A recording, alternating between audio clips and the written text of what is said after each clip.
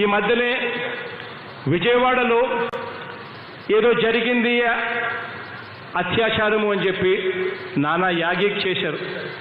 ఈ మధ్యలోనే గుంటూరులో ఏదేదో జరిగిపోయింది అని చెప్పి ఇంకా యాగి చేశారు.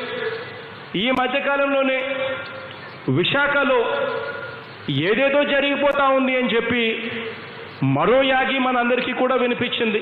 ఈ ఘటనలు జరగడానికి అక్కడ కొన్ని సైకలాజికల్ సిచ్యుయేషన్స్ కానివ్వండి, కొన్ని అక్కడ పేదరికం వలన కానివ్వండి, కొన్ని అక్కడ అంటే మొన్న ఒక రేపల్లె అమ్మాయి సంఘటనలో చూసినప్పుడు వాళ్ళు యాక్చువల్లీ ఇలాంటి అమ్మాయి మీద అత్యాచారం చేయాలని వచ్చింది కాదు. వాళ్ళు డ్రింక్ చేసి ఉన్నారు, వాళ్ళు డబ్బుల కోసమే అతని మీద దాడి చేశారు.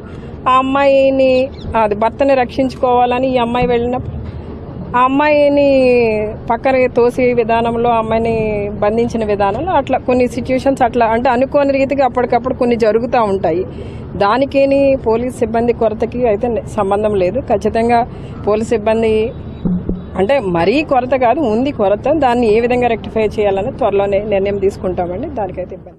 జరిగిన ఒక ఇన్సిడెంట్ అది పోలీస్ స్టేషన్లో కంప్లైంట్ చేయకపోయిండొచ్చు, లేదా దిశ యాప్ని యూజ్ చేస్తుండకపోయిండొచ్చు, లేదా ఇంట్లో కనీసం కుటుంబ సభ్యులకు కూడా చెప్పకుండా జరిగిన 1-2 ఇన్సిడెంట్ని భూతద్దంలో చూపించి జగనన్న మీద బురద చల్లాలి అనుకుంటే జరుగు జరుగు జరుగు జగన్ ఖాళీ చేయి కుర్చీ, జనరాజ్యం వస్తున్నది ఎన్నికల్లో గెలిచి.